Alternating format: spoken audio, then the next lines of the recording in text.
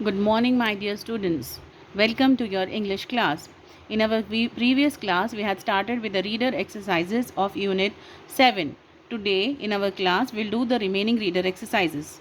On page number 115, children, the third bit is about idioms. Make some idioms from the words in circles and use them in your own sentences. One is done for you. Now, first, let us understand what is the meaning of an idiom. An idiom is a phrase similar to the phrasal verbs you have learnt in previous class. It is difficult to guess the meaning of an idiom by looking at the individual words. So children, how we had done the phrasal verbs like give in, give out, look after or look up. Look after, if we look at them separately, children, they give different meanings. And when they are used together as a phrasal verb, look after, they give a different meaning. Similarly, an idiom also give a separate meaning when it is used in a sentence. It does not give the exact meaning of the words that are used in it. Okay, the meaning is something very different from the meaning of the original words. Okay, for example, let us look out here. Here are three circles, children. In each circle, three words, the different words are given. Fish, thorn, sword, top, cat, out of, in, on, off, the world, water, back foot, the wall, and flesh. So we have to connect all these words in the three circles and we will be forming the idioms. The first one is fish out of water. So the literal meaning of it is fish out of water is not that fish will come out of the water. It means that you are left alone from some kind of a crowd or from when you are away. Like here we have used in the sentence. When he was away from home, he felt like a fish out of water. So how a fish feels when it is in water, it feels like it is in its home, and when it is out of water, it feels totally lonely.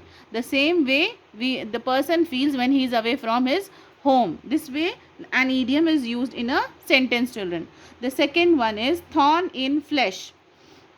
This is the idiom we have formed from the words in the circle.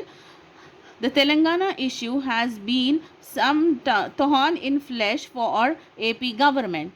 For the AP government, when Telangana was separated, it was like a thorn in its flesh. How the thorn keeps on pricking, that is how the Telangana issue was pricking the AP government. Now next one is sore on back foot. So when he had to support his enemy, he felt like a sore on back foot.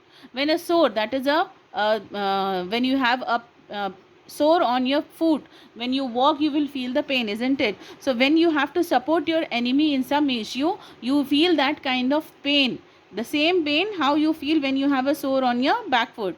Okay, so this is the way we use an idiom in a sentence. We are not telling the proper sentence, we are not defining it, but instead we are using a idiom to express our feelings.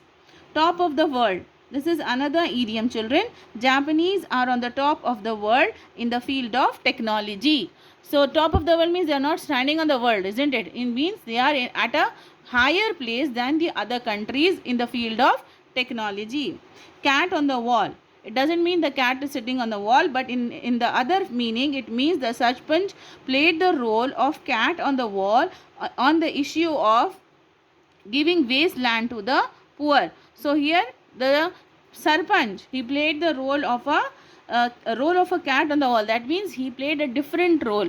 He played a superior role to the others who were there present in the panchayat of giving the wasteland to the poor people as a kind of help. So he played the role of a cat on the wall. Okay, this is the way we use idioms, children. They are nothing but in Hindi what we call muhavaras. So this is the same thing, that is an idiom it is, and I have shown you how to form an idiom and to use it in different sentences. So you have to copy this in your reader and complete the exercise and send on my personal number.